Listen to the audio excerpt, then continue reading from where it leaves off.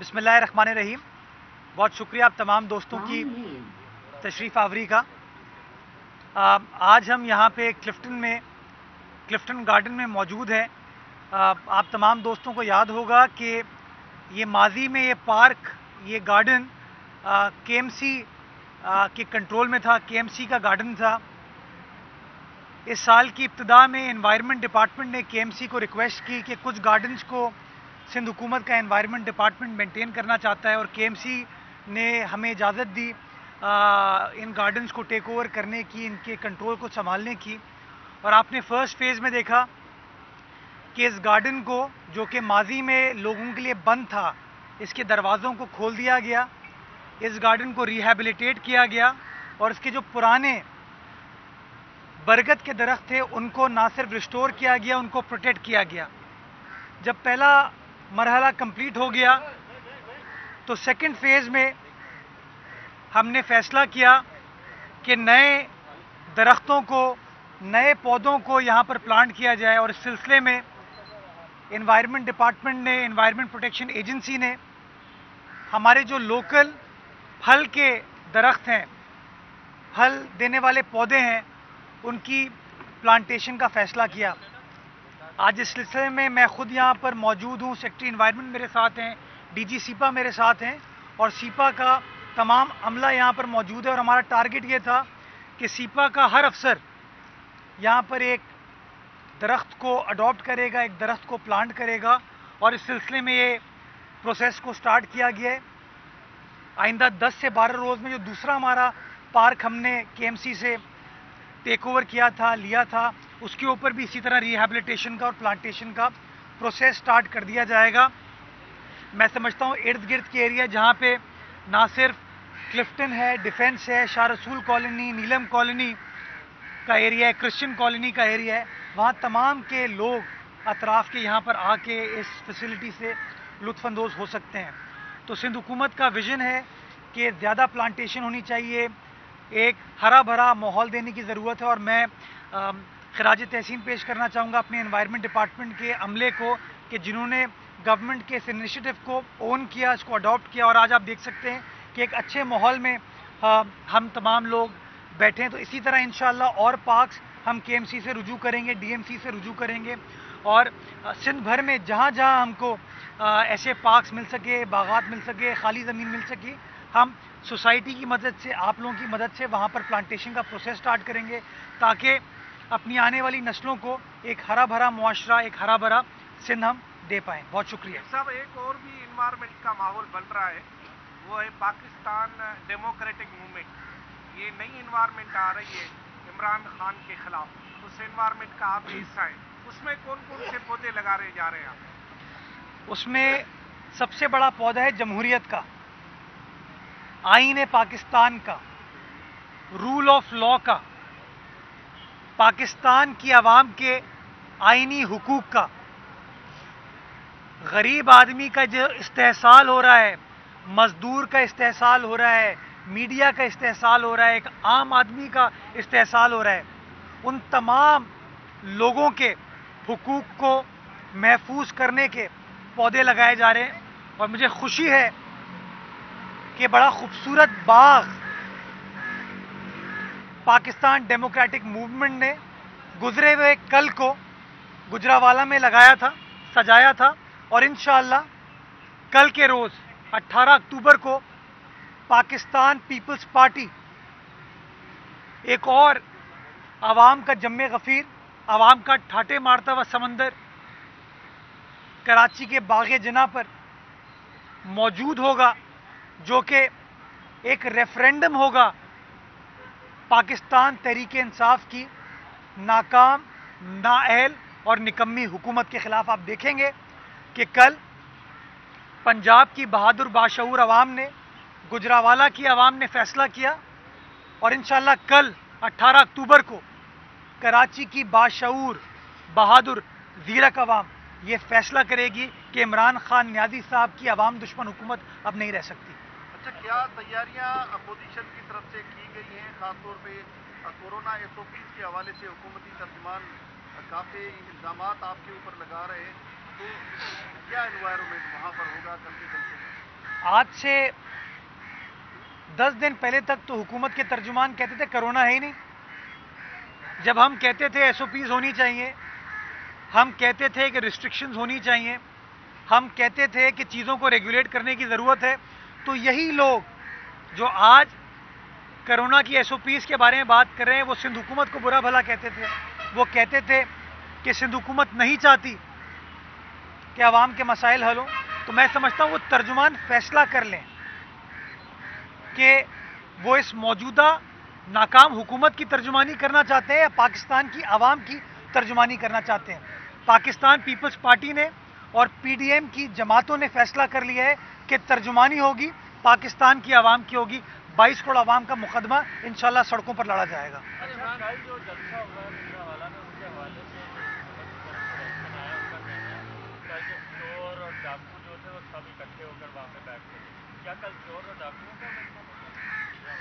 कल तो मैं समझता हूं गुजरावाला की आवाम थी, वहां पे पंजाब की आवाम थी, और जंग और मुकदमा जो था वो आवाम के हुकूक का था। तो मैं तो अफसोस के साथ कहना चाहूंगा कि बजाय इसके हुकूमत अपना किबला दुरुस्त करे, आवाम को इस तरह के ताने कस रहे हैं, उस आवाम को जो महंगाई की चक्की में पिस रही है, बेरोजगारी के भंवर में फंसी हुई है, इन्फ्लेशन बढ़ता जा रहा है। एक हुकूमत जिसने 2018 के इलेक्शन से पहले 1 करोड़ नौकरियों का वादा किया था, वो 1 करोड़ से ज्यादा लोगों का रोजगार छीन चुकी है। 50 लाख घर बनाने का वादा किया था, पता नहीं कितने घरानों को बेघर कर चुकी है। उस हुकूमत के खिलाफ आवाम सड़कों पर आई, गुजरावाला के स्टेडियम में आई। पहले ये कहते रहे आवाम नहीं आएगी, आवाम नहीं आएगी। आपने देखा आवाम का एक समंदर था जिसने उनके कंटेनर्स को उठा के फेंक दिया, और अपने लीडरान को सुनने के लिए वो गुजरावाला के स्टेडियम में पहुंचे। और उसी तरीके से कल आप देखेंगे कि जहां तक निगाह जाएगी वहां तक आपको बंदा होगा, और नारा एक ही होगा कि गो न्याजी गो, गो इमरान गो। ये करके मैं सरफा इमरान खान साहब जो है वो अपने धरने में कहा करते थे कि सरकारी इश्तिहार पर जब मियां साहब की या बिलावल साहब की तस्वीरें आती थी तो कहते थे कि तुम्हारे बाप का पैसा तुम तस्वीर छपवा रहे हो। आज के अखबार में तो बहुत सारे इश्तिहार छपे हैं, उसमें क्या मौका? अच्छा, मेरी सियासी तरबियत इस बात की इजाज़त नहीं देती कि मैं इस तरह की बात करूं कि तुम्हारे बाप का माल है, लेकिन मैं ये ज़रूर एहतराम से पूछना चाहूँगा, क्या आपके वालिद साहब का माल है? ये तो पाकिस्तान की आवाम का पैसा है। इस पैसे को आप बजाय इसके बेरोज़गार आदमी को रोज़गार देने के लिए, गरीब को महंगाई के भंवर से निकालने के लिए इस्तेमाल करें, आप खुद पसंदी के लिए, खुद नुमाई के लिए, अपनी तशहीर के लिए इस्तेमाल कर रहे हैं।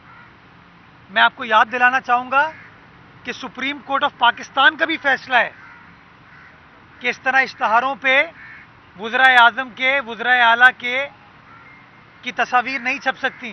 तो मैं सुप्रीम कोर्ट से भी पूछूंगा कि माजी में सुओ मोटो ले लिया जाता था, फैसले कर लिए जाते थे, डायरेक्शन दे दी जाती थी, ज़रा इस मामले के ऊपर भी सुओ मोटो ले और सवाल पूछें कि क्यों खान साहब की तशहीर के लिए, खान साहब की खुद नुमाई के लिए, हमारे हैंडसम वज़ीर आज़म की हैंडसमनेस को दिखाने के लिए आवाम का पैसा बेदुरेख तरीके से इस्तेमाल किया जा रहा है। अच्छा फरजान साहब, ये बताइएगा, शेख रशीद ने कहा कि नवाज शरीफ अल्ताफ हुसैन 2 बन गए हैं, तो आप क्या समझते हैं कि अल्ताफ हुसैन से शदी दी जा रही है नवाज शरीफ को? क्या उनसे भी गद्दारी का मुकदमा दर्ज किया जाएगा नवाज शरीफ के ऊपर भी? क्या उसके बाद जरदारी साहब को भी जो है वो उसी कटहरे में खड़ा करेंगे? देखिए, शेख रशीद साहब की बातों को मेरे ख्याल में ज़्यादा संजीदगी से नहीं लेना चाहिए, और मैं समझता हूँ कि शेख रशीद साहब की जो जिम्मेदारी है वो वजारत रेलवे को चलाना है, और जो पिछले 2 साल में रेलवे का हाल हुआ है शेख साहब की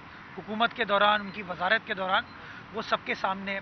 तो बेहतर ये होगा कि शेख साहब अपने महकमे पर तवज्जो दें, अपने डिपार्टमेंट पर फोकस करें। अपनी हुकूमत की जो नाकाम पॉलिसीज़ की वजह से एक आम आदमी को मसाइल दरपेश हैं कि चीनी, आटा, अद्वियात, सब्जियां नापैद हो चुकी हैं, महंगी हो चुकी हैं, उसके ऊपर अगर वो रोशनी डालें तो ज़्यादा बेहतर होगा। आसिफ अली जरदारी साहब ना माजी में इन केसेस से घबराए हैं, نہ آج گھبرا رہے ہیں نہ کل گھبرائیں گے. یہ کیسز بنتے رہتے ہیں سیاسی لیڈرشپ کے خلاف. اصل لیڈرشپ وہ ہوتی ہے جو ان کیسز کا بہادری کے ساتھ جرت کے ساتھ سامنا کرے. ماضی میں بھی پاکستان پیپلز پارٹی کی قیادت نے مسکراہٹ کے ساتھ ان کیسز کا سامنا کیا اور پاکستان کھپے کا نعرہ لگایا, پاکستان کی عوام کے نعرے لگائے, اور آج بھی پاکستان پیپلز پارٹی پاکستان کی عوام کا مقدمہ ہی لڑ رہی ہے. یہ بتا دیجیے گا کہ 5 جلسے کرنے ہیں پی ڈی ایم نے, کیا نتائج اخذ کرتے ہیں؟ جو 26 نکات آپ لوگوں نے رکھے تھے, کیا حکومت گر جائے گی؟ یہ بھی نکات تھا, کیا کہیں گے, نتائج کیا دیکھتے ہیں؟ دیکھیے ایجنڈا میں نے آپ کو بتایا بڑا سمپل ہے, جمہوریت کی بقا, restoration of democracy, Pakistan democratic movement. جو موجودہ حکومت ہے وہ تو آپ کے آئینی حقوق کو سلب کرنے میں لگی ہوئی ہے نا. آپ مجھے بتائیے کیا میڈیا اس وقت آزاد ہے؟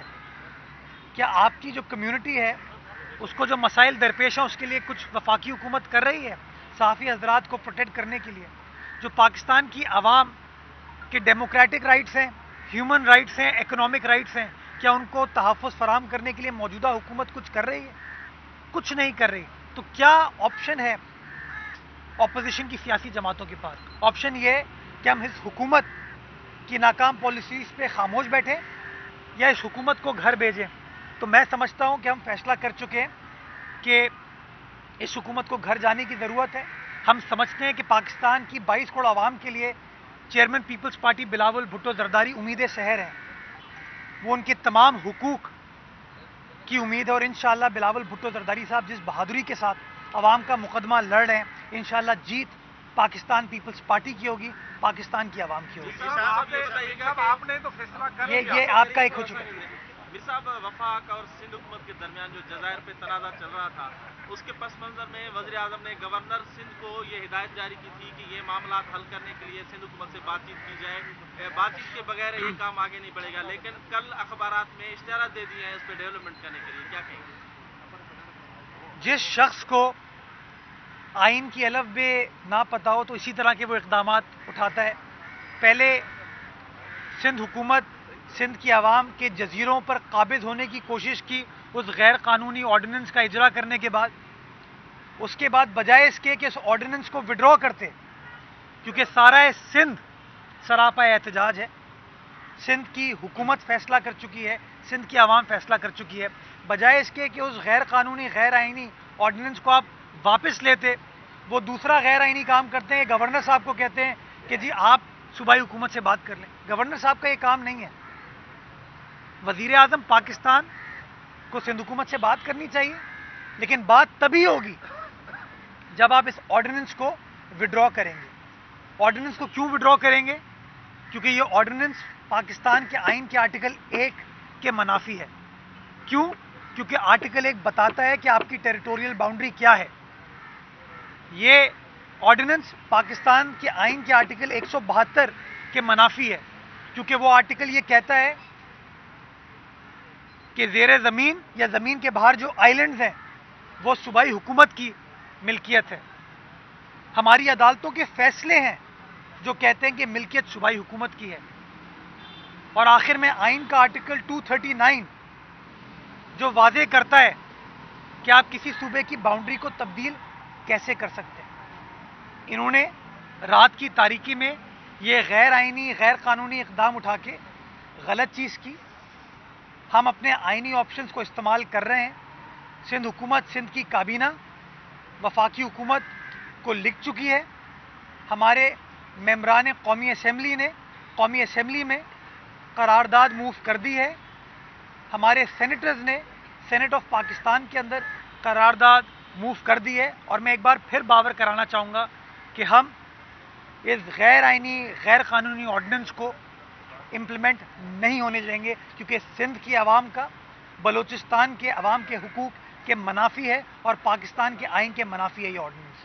میر صاحب یہ بتائیے گا, حکومتی ترجمان ہے شہباز گل, وہ کہتے ہیں کہ 11 جماعتیں ہیں, 12ویں جماعت بھارت ہے ان کے پیچھے. بیانیے کو کس طرح سے آپ دیکھتے ہیں؟ کیا بھارت میں جو جماعت حکومت میں ہے اس کا نام ہے بھارتی جنتا پارٹی, جس کے وزیر اعظم ہیں مودی.